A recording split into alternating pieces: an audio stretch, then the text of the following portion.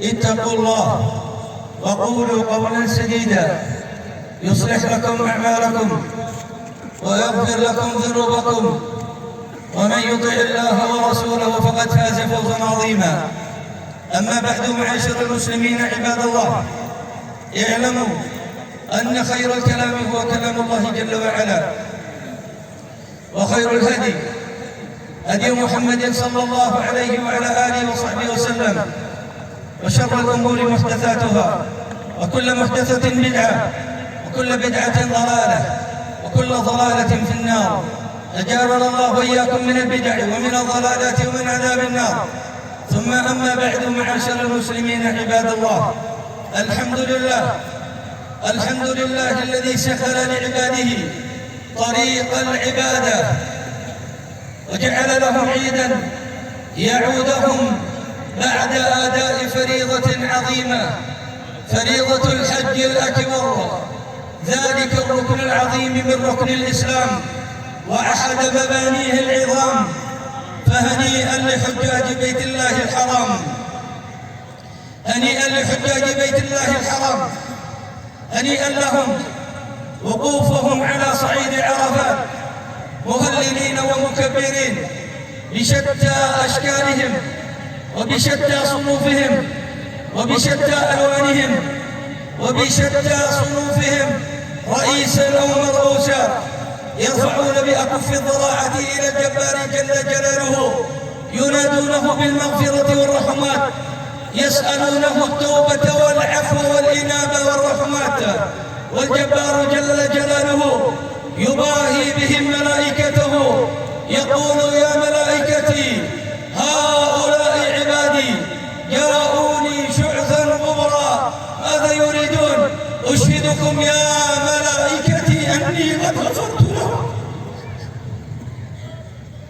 أشهدكم يا ملائكتي أني قد غفرت لهم. فهنيئا لهم، هنيئا لهم ذلك الحج، هنيئا لهم مبيتهم بمنى ووقوفهم بعرفات وسيرهم إلى مزدلفة ورميهم في المشعر الحرام. هنيئا لهم أن الله عز وجل بدل تلك السيئات بالحسنات. إن النبي صلى الله عليه وسلم يقول: من حج البيت ولم يرفث ولم يفسق رجع كيوم ولدته أمه. هنيئا لحجاج بيت الله الحرام، سائلا الله جل وعلا أن يتمم لهم حجهم وأن يتقبل عنهم ذلك الحج وأن يغفر الله لهم وأن يبدل الله عز وجل سيئاتهم بالحسنات، يعودوا إلى ديارهم سالمين غانمين وقد بدلت تلك السيئات بالحسنات. عباد الله، عظموا ما عظم الله وامتثلوا بما أمر الله، عظموا شعائر الله فإنها من تقوى القلوب، عظموا ما عظم الله عز وجل. إن النبي صلى الله عليه وسلم يقول: إن أعظم الأيام عند الله يوم النحر ثم يوم القر. ويقول النبي صلى الله عليه وسلم: ما عمل ابن آدم من عمل يوم النحر من إراقة دم، وإن الدم لا يقع بمكان عند الله قبل أن يقع على الأرض، فطيبوا بها نفسا، طيبوا بها نفسا، قدموا أضاحيكم لله عز وجل. قل: إن صلاتي ونسكي ومحياي ومماتي لله رب العالمين، اجعلوا أضاحيكم لله. فإن النبي صلى الله عليه وسلم قد ضحى بكبشين أملحين أقرنين، قال: هذا عني وعن آل بيتي، وهذا عن أمة الإسلام، من لم يستطع أن يضحي. هذه الأضحية سنة أبينا إبراهيم وسنة النبي صلى الله عليه وسلم، فضحوا، فهي سنة مؤكدة على القادر المستطيع من الناس. واعملوا بما أمركم النبي صلى الله عليه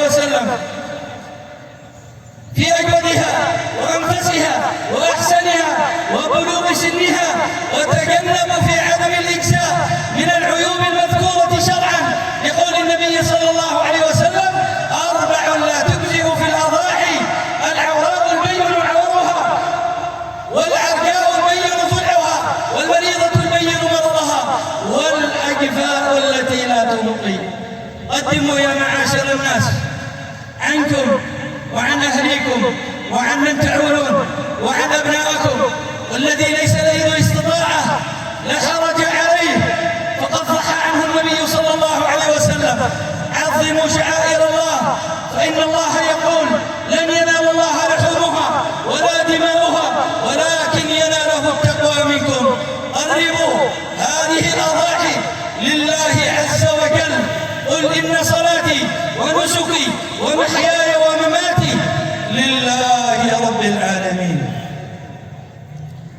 معاشر المسلمين، افرحوا بعيدكم، فأعياد أمة الإسلام هي الأفراح والسرور والهناء والبهجة والسعادة. اتقوا الله في أعيادكم واجعلوها وراقبوها واجعلوها في خضم طاعة الله عز وجل. وأنا أوجه رسالة من على هذا المكان وفي هذا اليوم، أوجهها إلى الآباء، إلى أولئك الآباء من الذكور منهم والإناث: اتقوا الله في أبنائكم، احرصوا على أبنائكم، قوموا بالواجب الذي أوجب الله عليكم في أبنائكم، فكلكم راع وكلكم مسؤول عن رعيته، وما من راع يسترعيه الله رعية يموت حينما يموت وهو غاش لرعيته لا يرى ريح الجنة. حافظوا على أبنائكم في خضم هذه الفوضى وفي خضم هذه الانفتاحات وفي خضم هذه الترويجات. لا تملكوا الصغار الهواتف ذات الشاشات اللمس، لا تملكوا الصغار الذين لا يدركون هذه الهواتف ذات اللمس. لا تمكنوا الصغار من الذكور أم الإناث، لأنها تحمل في طياتها الشر، يدعون إلى الرذيلة من خلال هذه التقنية العظيمة التي يستفاد منها. هذه الشاشات قبل فترات قليلة يدعون إلى المثلية، يدعون إلى اللواط، يدعون إلى المنكر. ألا لا بارك الله فيهم، لا بارك الله فيهم، ويروجونها في جوالاتهم وينشرون بشعاراتهم إلى أهل الإسلام. لكن هيهات هيهات أن أهل الإسلام يمتثلون لمثل هذا. حافظوا على أبنائكم من مروجي المخدرات ومن رفقاء السوء ومن القتلة والمجرمين ومن النصابين ومن السرقة. حافظوا على صغاركم، حافظوا على الأبناء الصغار الذين هم اللبنات الأساسية لقوام المجتمعات المسلمة. حافظوا عليهم من النشر، حافظوا عليهم من تجار الدمار وتجار الفساد، أهل المخدرات الذين لا بارك الله في تجارتهم ولا فتح الله عليهم باب مال. أفسدوا علينا الصغار وأفسدوا علينا الشباب، حتى استطاع الولد بشربه للمخدرات انتهاك عرض أمه وانتهاك عرض أخته وسفك دم أبيه وسفك دم جاره وسفك دم صديقه. ارتكبوا الجريمة بسبب هذه الحبوب التي انتشرت هذه الأيام انتشارا كبيرا واسعا، ونحن لا ندري ما الذي يدور وراءها، ونحن لا ندري ما الذي يسير وراءها. أيها المربون، أيها المعلمون في المساجد وفي المدارس، ربوا الجيل، علموا الجيل، فهموا الجيل، ركزوا على هذا الصغير الصفحة البيضاء، علموه الأفكار القيمة النافعة الدينية بما ورد عن النبي صلى الله عليه وسلم وبما جاء عن سنة النبي صلى الله عليه وعلى آله وصحبه وسلم. يا رجالات الأمن، يا أهل الأمن، يا أهل الأمن، أيها المسؤولون في البلد، خذوا على أيدي العابدين، أقيموا حدود الله. يا قضاة الإسلام، عجلوا في قضايا المسلمين، عجلوا في قضايا أهل الإسلام ليكون الراجع وليهاب من خلفهم فلا يستطيع أن يتجرأ على المسلم. أيها الأزواج، حافظوا على زوجاتكم، حافظوا على نسائكم، حافظوا حافظوا على بناتكم. أيها الأزواج حافظوا على المرأة، حافظوا على هذه التي قال عنها النبي صلى الله عليه وسلم ناقصات عقل ودين. وقال عليه الصلاة والسلام يا معشر النساء تصدقنا فإني رأيتكن أكثر أهل النار.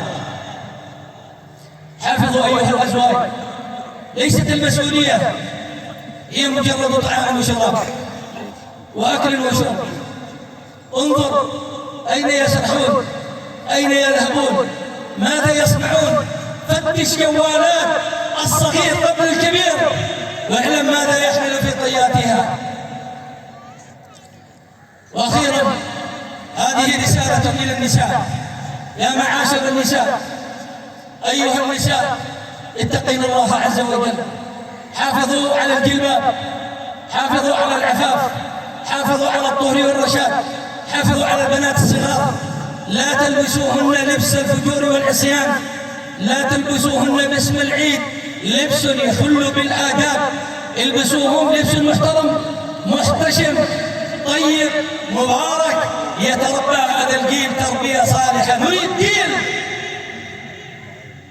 نريد أمهات صالحات يعرفن قيمة هذا الجيل.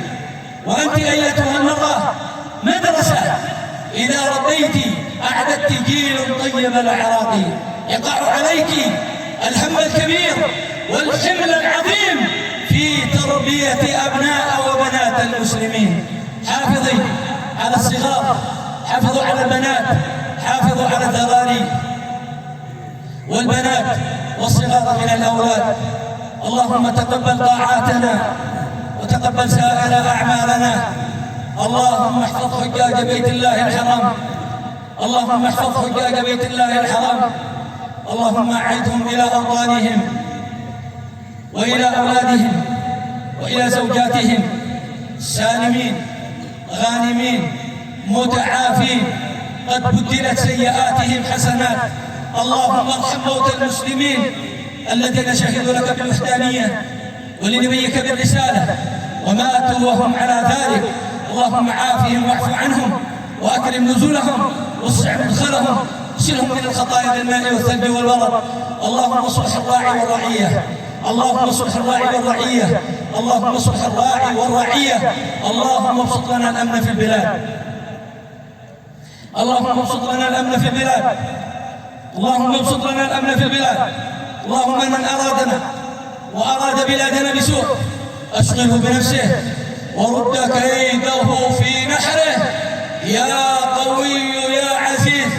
هذه البلاد الطيبة المسكينة الطيب أهلها لا يحتاجون كثرة جرائم ولا يحتاجون كثرة فوضى، يحتاجون قليلا من الأمن واستقرار في الطب واستقرار في التعليم، ويعيش المسلم عيشة هانئة يواكب بها أهل الصلاح.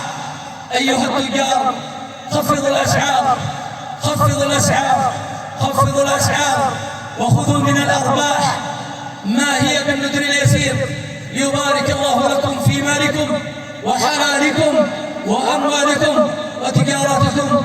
فالشعب قد مل والشعب قد تعب والله. كم من أسر عفيفة لا تجد قوتها ولا تجد ما تبتات به، يسألون الناس ويشحذون الناس ويتربون في المساجد ويتسولون في الطرقات ويسألون في البيوت. وتقبل الله منا ومنكم صالح الأعمال، وكل عام وأنتم بخير، وقوموا إلى أضاحيكم وبارك الله فيكم.